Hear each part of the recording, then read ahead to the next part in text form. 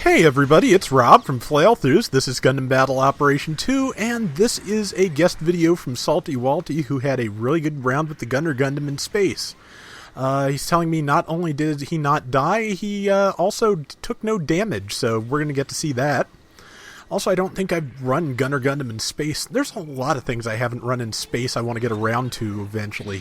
But, nice shot already, 49.95. And yeah, man, I should have thought with the range this thing has and the damage it can do and the piercing, this thing could be really good in space.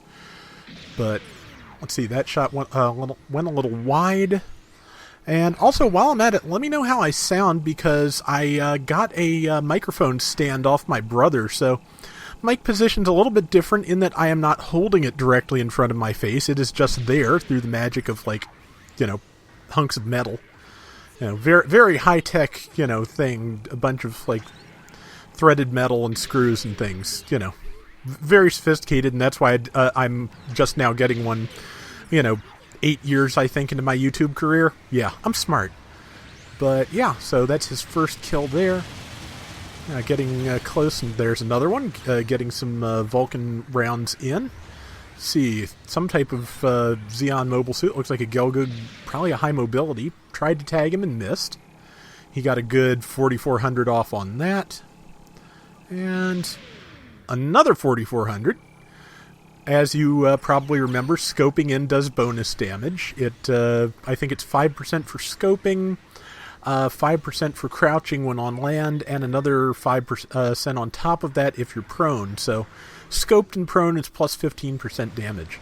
So that's pretty good. That's the equivalent of most of the ranged mod parts. So it's worth keeping in mind. Also, when you've knocked somebody down, if you're going to be following up with machine gun, it might be worth the second to crouch and get that little extra bit of damage in. But yeah, so far so good. Like he said, he's taken no damage. There's 6 minutes left in the round. Good 4,900 damage there. And if he can hold off another second, yep, rifle's not going to overheat, and he just fired through his allies, which is possible with the Gunner Gundam. I love that rifle. I need to use it more. It's so great. But yeah, great round so far, and good shot there, but the allies already had it. And let's see. Another one. Yeah, so yeah, you can attack at a good distance in space with this thing, so somebody a little bit closer. Sometimes it's tough to figure out what the best target is, but that was a pretty good shot. I think he knocked the shield off of him, I'm not sure.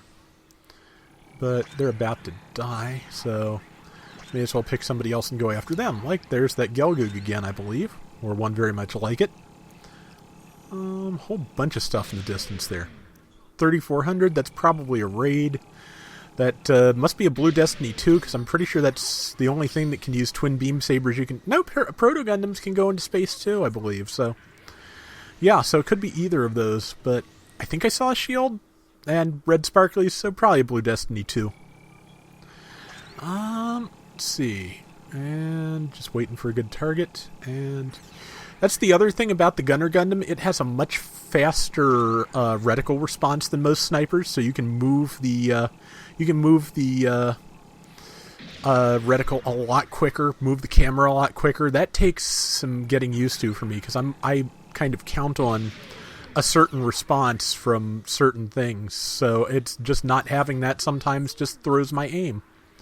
Once I get used to it, though, it works very well. I still do think it's kind of silly that reticle response is actually a function of your mobile suit, and you have to equip parts to change it instead of just having a right stick sensitivity thing. That's kind of goofy, but I kind of get what they're going for, because I mean the entire upper body of the mobile suit is technically turning for him to move like this. So just one of those things. And a bunch of enemies below him, and one getting kind of close, but see, somebody called in artillery support, but I don't think it's going to connect with any of them because they've all moved well outside of the beam. But there's still a Salty here, and some good potential shots coming up. That one went between. Happens to me a lot. And repositioning. Okay, that's a pretty good plane, because if he might be able to hit multiple things. Well, got another kill. That's important. And somebody with their back to him, which is good if he can take advantage, because taking out a backpack will slow them down. And let's see. Sadly, I think that may have tagged his ally, but it doesn't really matter because they were already getting hit with the down swing when it happened. Let's see. That's a good shot. I don't think there are too many... I'm not sure there are any space stealth mobile suits yet. I want to see that happen. That would be interesting. I'm not sure what they do it with, but yeah, we need stealth in space.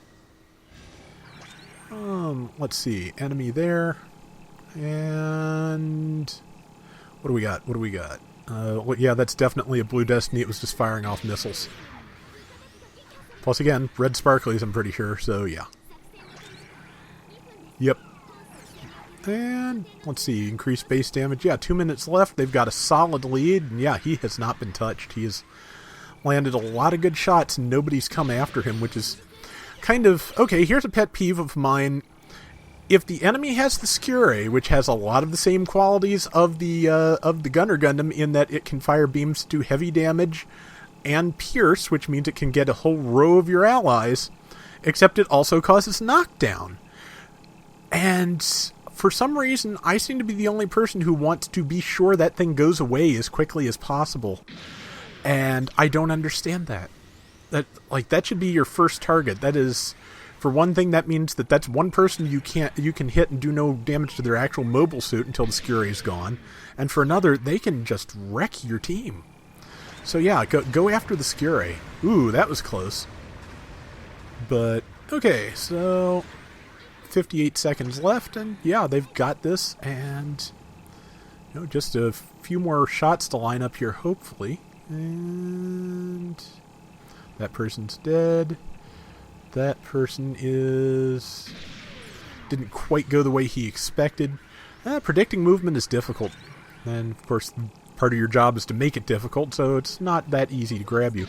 So one of the things I often fall down at as a pilot is my movement is frequently entirely too predictable. Let's see, somebody tried to come after him, I think, but it's going to be too late in 20 more seconds. No, yeah, nobody's coming after him. Again, go after the sniper if you can get to them, because you kind of need to. Because look at all the damage he's done, and, never even been touched. And there's a good shot. I think he hit him in the legs, which sadly does not carry any special damage here in space. But last second shot didn't kill because it hit after the buzzer. But good shot, and yeah, great round for Salty here. So...